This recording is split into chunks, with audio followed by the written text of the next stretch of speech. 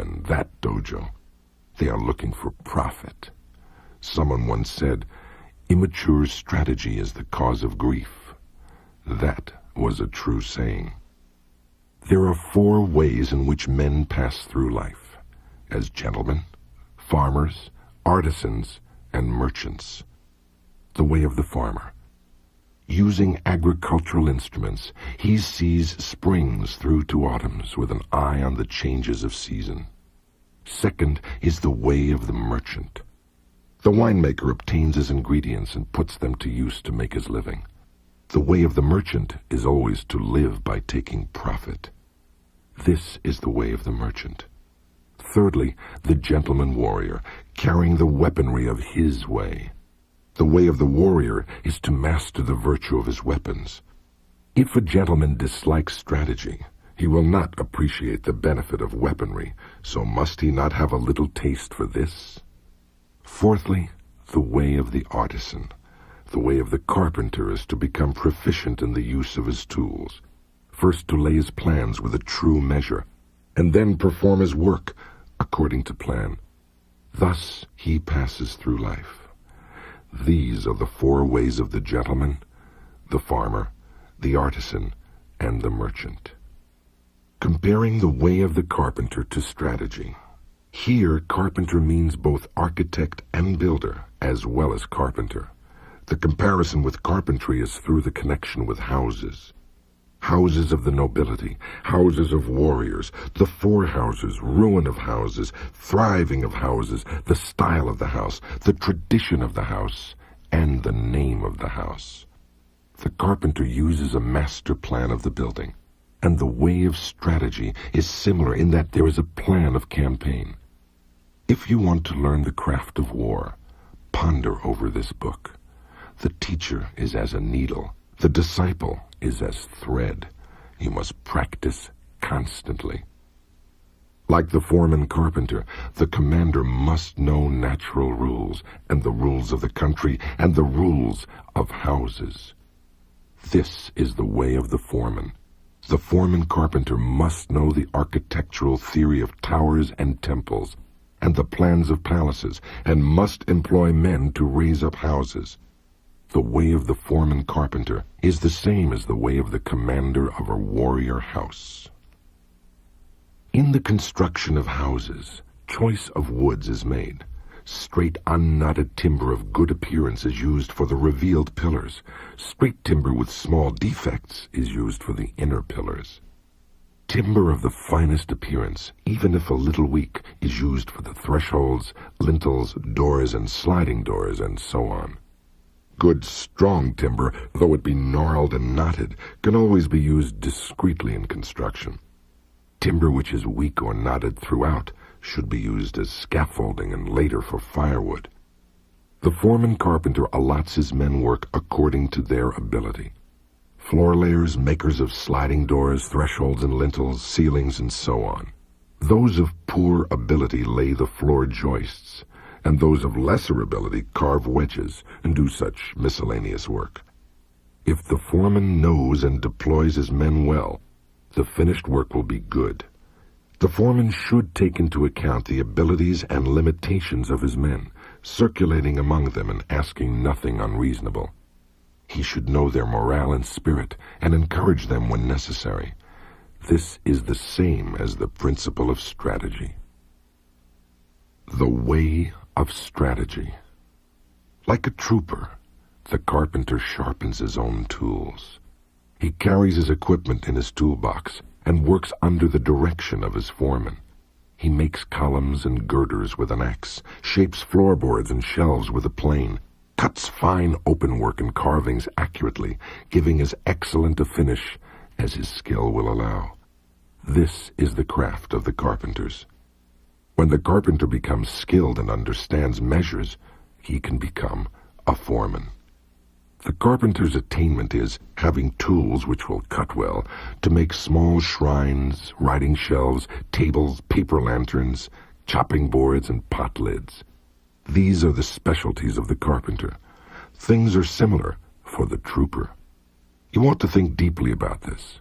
The attainment of the carpenter is that his work is not warped, that the joints are not misaligned, and that the work is truly planed so that it meets well and is not merely finished in sections.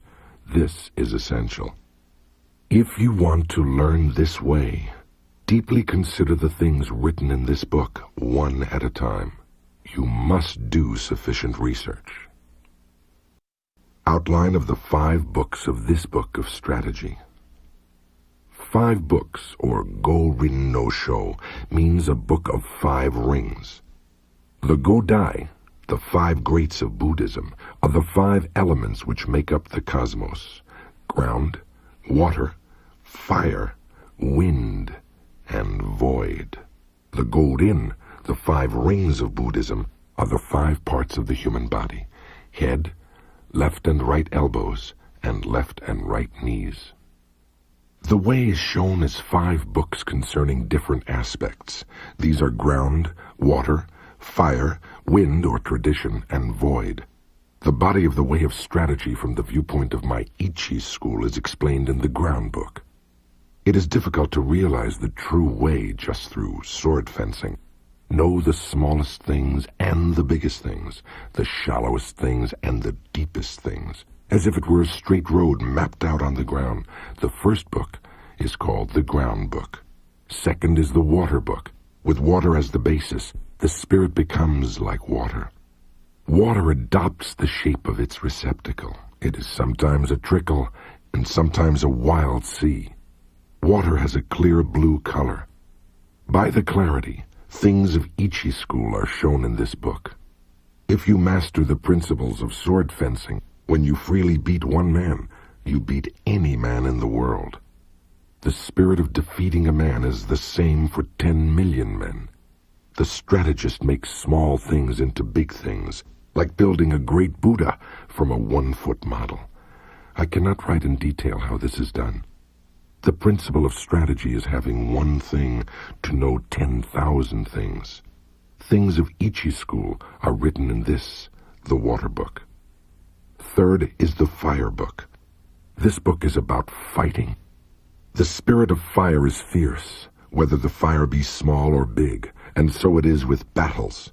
The way of battles is the same for man-to-man fights and for 10,000-a-side battles. You must appreciate that spirit can become big or small. What is big is easy to perceive. What is small is difficult to perceive. In short, it is difficult for large numbers of men to change position so their movements can be easily predicted. An individual can easily change his mind, so his movements are difficult to predict.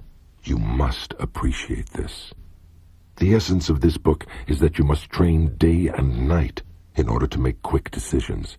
In strategy, it is necessary to treat training as a part of normal life, with your spirit unchanging. Thus, combat in battle is described in the fire book. Fourthly, the wind book. This book is not concerned with my Ichi school, but with other schools of strategy. By wind, I mean old traditions, present-day traditions, and family traditions of strategy. Thus, I clearly explain the strategies of the world. This is tradition. It is difficult to know yourself if you do not know others. To all ways, there are sidetracks. If you study a way daily, and your spirit diverges, you may think you are obeying a good way. But objectively, it is not the true way. If you are following the true way and diverge a little, this will later become a large divergence. You must realize this. Other strategies have come to be thought of as mere sword fencing, and it is not unreasonable that this should be so. The benefit of my strategy, although it includes sword fencing, lies in a separate principle.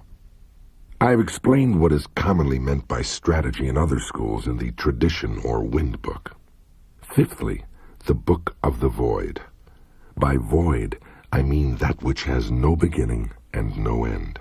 Attaining this principle means not attaining the principle. The way of strategy is the way of nature.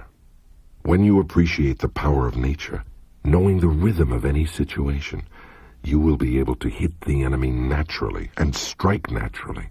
All this is the way of the void. I intend to show you how to follow the true way, according to nature, in the Book of the Void.